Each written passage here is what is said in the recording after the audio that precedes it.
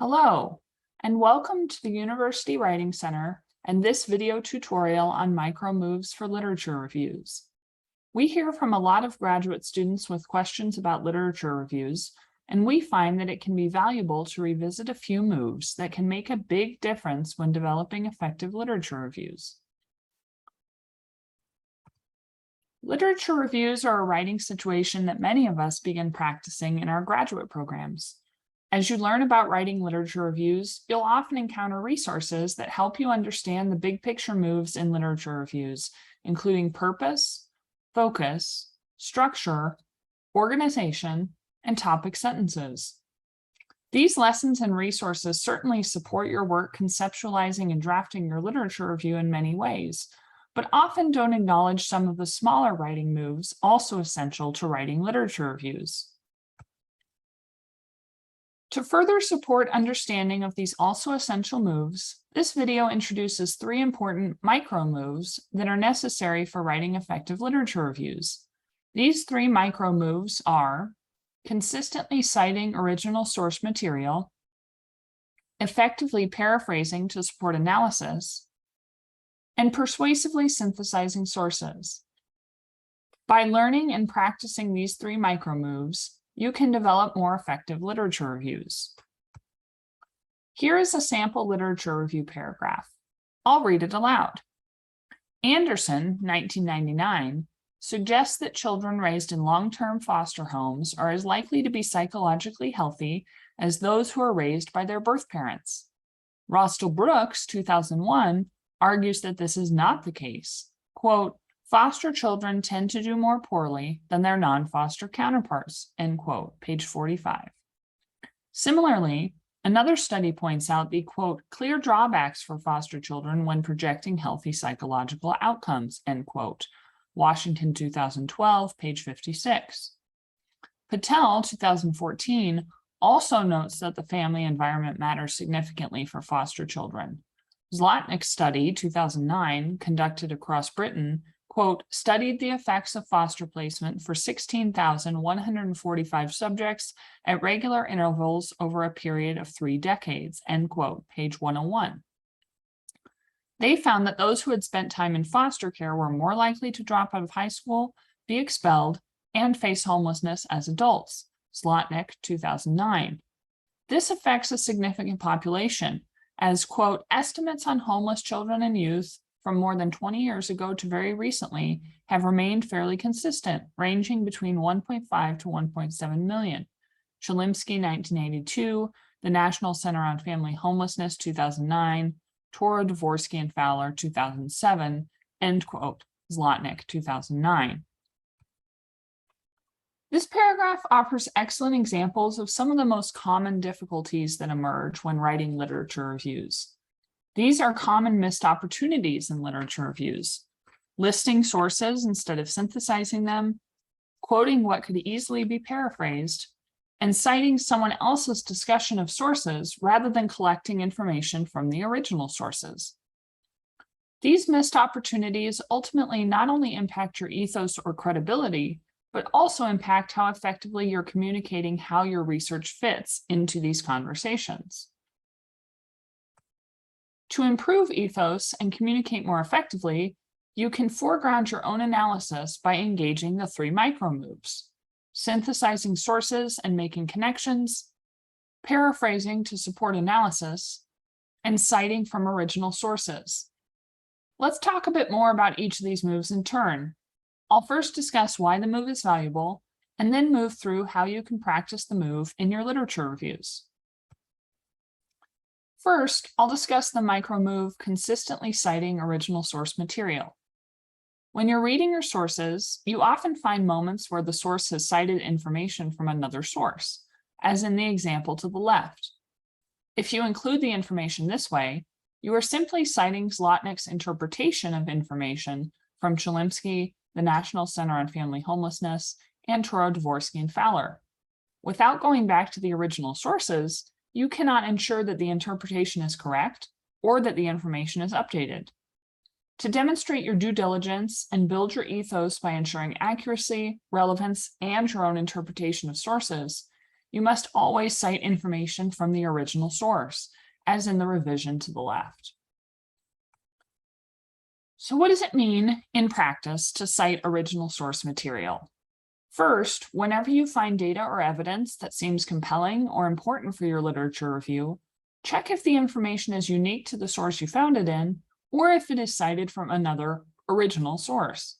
If the information is cited from another source, you should access that original source and then read and take notes on the full source, analyzing it as thoroughly as you have your other sources. If you find that the data or evidence in that original source is relevant to your literature review, you should paraphrase the data or evidence from the original source in your literature review and cite the original source.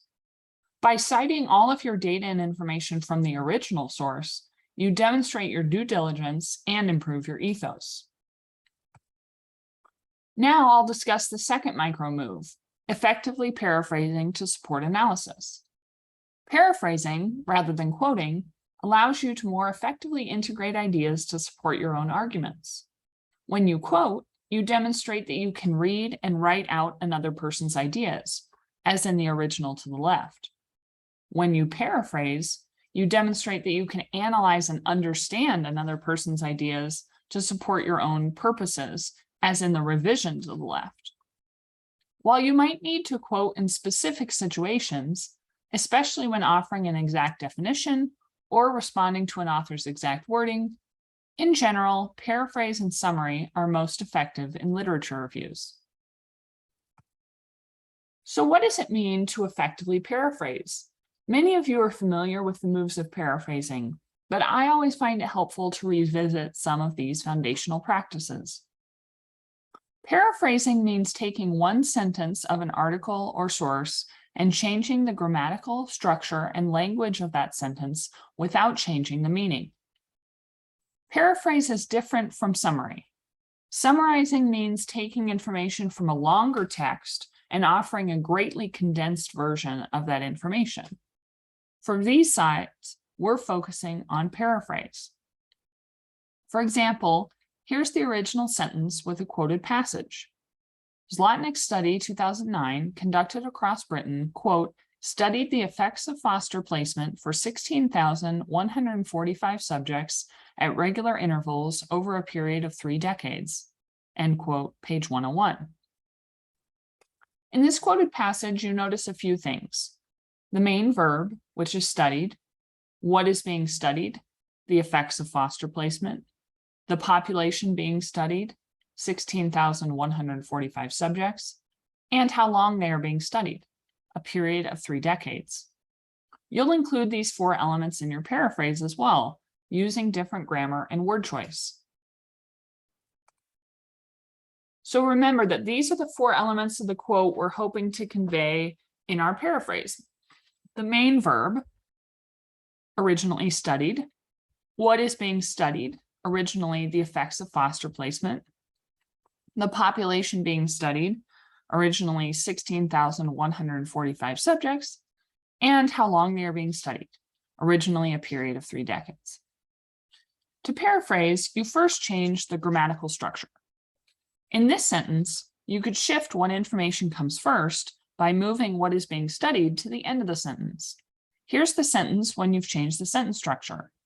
Zlotnick's study 2009 conducted across Britain observed 16,145 subjects at regular intervals over a period of 3 decades to study the effects of foster placement, page 101.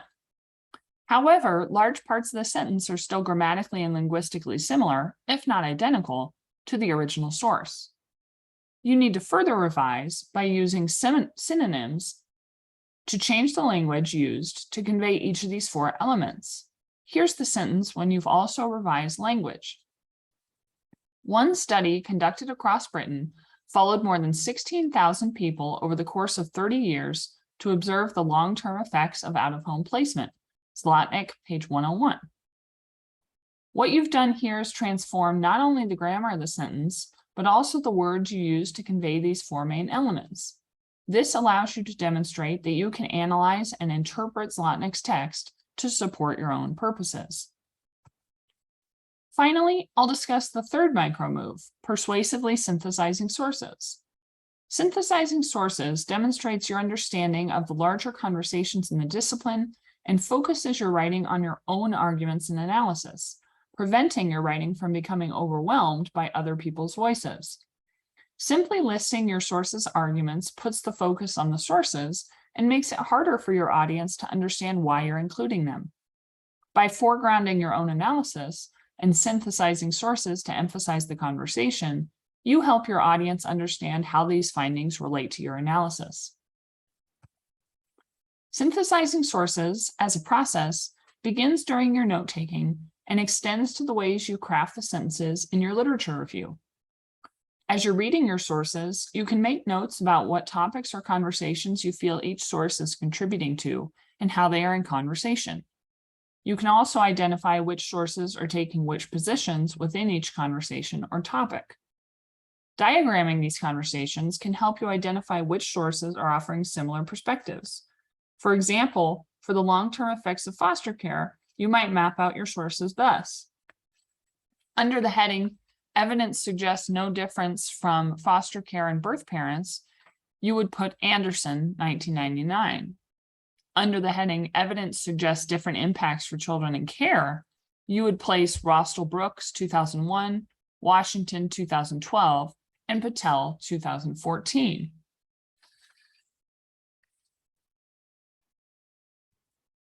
Once you've mapped out the conversations your sources are participating in and which sources are offering similar positions or perspectives, you can craft sentences that emphasize these conversations and highlight these perspectives. One way you can do this is by offering multiple parenthetical citations to indicate authors' shared perspectives.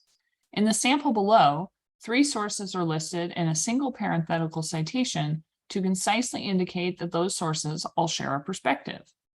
While at least one study suggests that children raised in long-term foster homes are as likely to be psychologically healthy as those who are raised by their birth parents, Anderson, 1999, a preponderance of recent evidence suggests otherwise.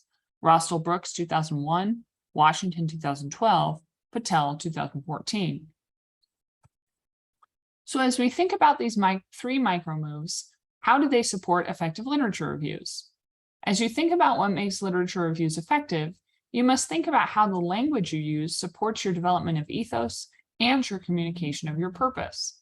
Literature reviews are often most effective when they foreground the writer's own analysis, offer focused topic sentences with clear evidence, paraphrase and summarize information concisely and accurately, incorporate data and information from the original source, synthesize sources to identify relationships among sources, connect to the writer's research goals through introductory and concluding statements or paragraphs, and cite all information accurately through a particular style.